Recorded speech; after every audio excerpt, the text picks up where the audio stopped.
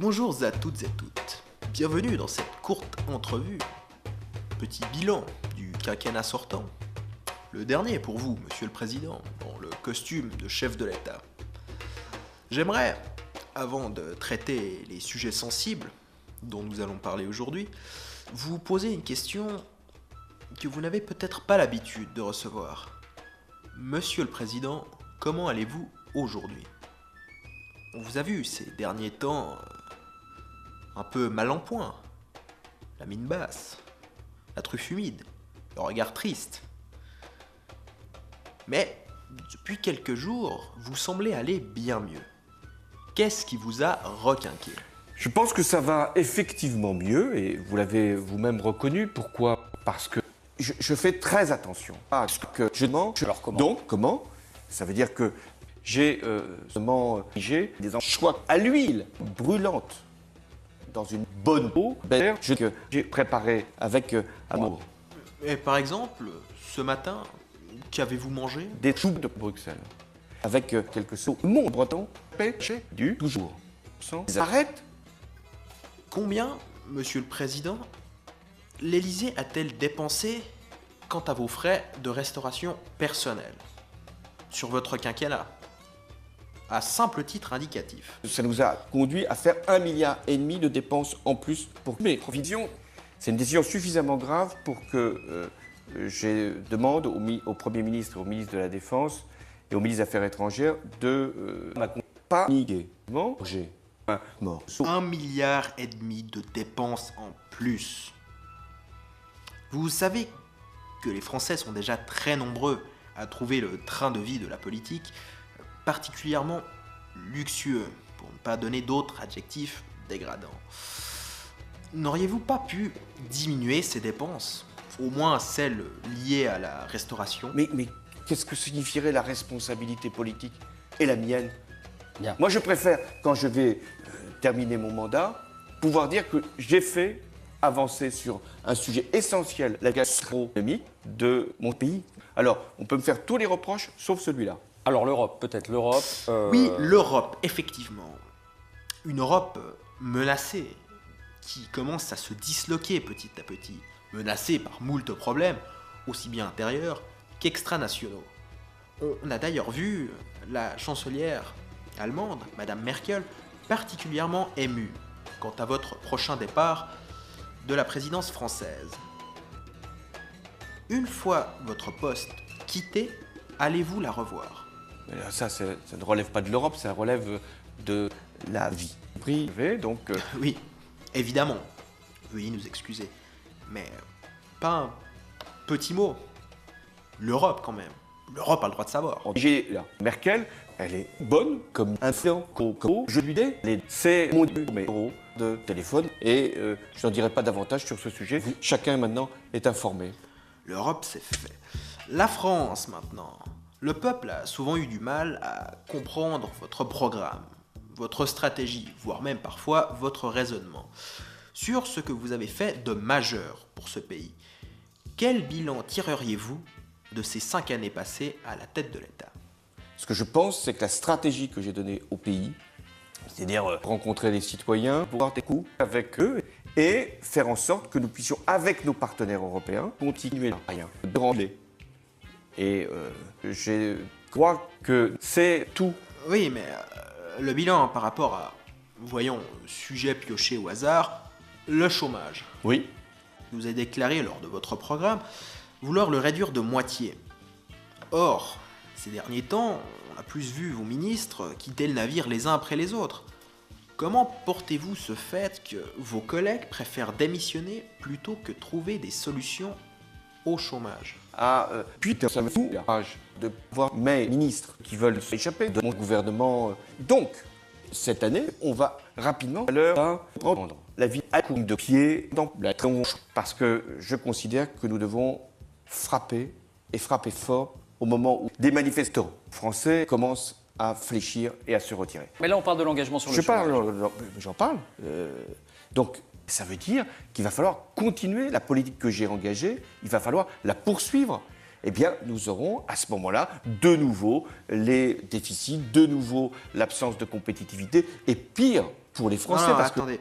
Pour être sûr qu'on parle de... Dans 10 ans. Non, attendez. Pour être sûr qu'on parle de la même chose, en 2012, lors de votre campagne présidentielle, Oui. vous aviez fait des promesses, notamment par rapport au chômage, que vous aviez décidé de réduire. Comprenez? Non. Et or, maintenant, en 2017, 5 ans plus tard, le chômage est plus haut qu'en 2012. Malaise, Si, David, là-dessus... parce qu'au fond, cette campagne de 2012, c'est elle, est-ce que c'est l'analyse que vous en faites? Ça n'est pas elle qui a largement hypothéqué votre mandat? Mais nique bien ta mère. Pour qui tu prends une baisse Messieurs. d'un ton avec moi de sale con qu'on Repris de puteux de journaliste. mais tout le monde vous Dégage, gros. baisse campagne talon bâtard. Non. On en reste là? Non, elle est. Non, on en reste là. Pour répondre à la question, Monsieur le Président, pour répondre à la question que je vous posais précédemment, Ensemble, tous morts de rire. nombreuses ont été les promesses non tenues par votre gouvernement. Comment expliquez-vous cet échec, si tant est que cela en soit un pour vous? Je pense que ceux qui n'ont pas tenu leurs promesses, ce sont ceux qui ont dû me précéder, parce que pour ceux qui me concernent, pendant mon quinquennat, ça a été une tragédie. Je dois bien avouer le bilan. Je dois m'excuser auprès de tous les Français. On a bien constaté de l'extérieur qu'un élément en particulier avait saboté votre mission à la tête de l'État. Un élément qui vous a sabordé, qui vous a savonné la planche, votre ancien Premier ministre, Manuel Valls. Vous aviez d'ailleurs dit lors d'une interview accordée à nos confrères du journal de Mickey, je vous cite, « Tu cracheras un jour ta langue, Judas. » Mais que pensez-vous du comportement actuel de votre ancien Premier ministre? Cette immunité totale par rapport à ce comportement, je suis désolé de le dire, nauséabond. Vous qui avez vécu ça aux premières loges, comment jugez-vous cette immunité totale? Problème peut-être d'éthique, de morale? Synonyme d'une politique à l'emporte trois pièces? Premièrement, Manuel Valls est le roi des cons, en plus d'être un très grand malade. Et même on se posait la question de savoir s'il ne fallait pas l'hospitaliser. Ensuite, je suis effectivement conscient que Manuel Valls ne peut pas avoir dehors ce qu'il avait dans mon gouvernement. C'est fini. Quand vous n'y êtes plus, vous n'avez plus les avantages de la situation. Mais vous savez que l'éthique, la morale, c'est pas ce qu'il est tout. Et troisièmement, je le redis, Manuel Valls est une victime. Ai-je besoin de parler de ce qui s'est produit? J'y ai fait comme un gros sac à mer de par un jeune en Bretagne, ça vous a pas échappé, mais il fallait le faire dans l'intérêt du pays. Pour lui, rappeler qu'il fallait assumer ses responsabilités. Bien, mais vous avez aussi donné votre soutien à Emmanuel Macron, qui, faut-il le rappeler, a lui aussi quitté votre gouvernement. Pourquoi ce soutien? Considérez-vous que la politique qu'il pourrait appliquer au pays se rapprocherait de la vôtre, serait une suite logique? En amont commençant sans détour, le considérez-vous comme votre successeur légitime? Je veux que le pays puisse être dirigé fermement par Emmanuel Macron, l'ami des banques, alliés, des puissants pour servir le gouvernement. Et on va doubler l'impôt dans les 5 prochaines années. Pour le bien du pays, moi c'est ma seule ligne de conduite, nous servir davantage. C'est trop simple. Dernière question peut-être, Gilles. Oui, je crains que nous n'ayons plus beaucoup de temps, mais à moins que vous puissiez répondre très rapidement à une question, certes un peu personnelle, mais que toute la France s'est posée maintes et maintes fois. Quel est votre rêve, à vous, François Hollande? Qu'est-ce qui vous anime en tant qu'homme?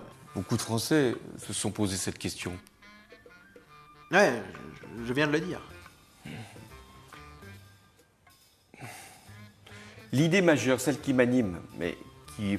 Au moins un mot, peut-être un bruit, un début de grognement. Être un pirate avec des chats.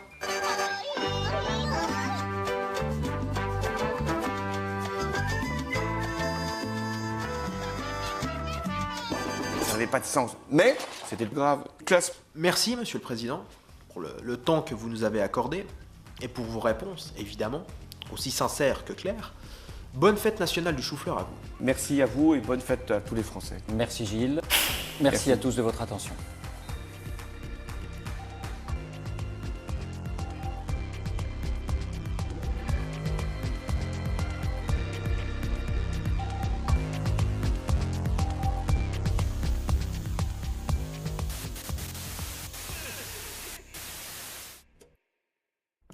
Vous n'avez sur la route de toutes les périls.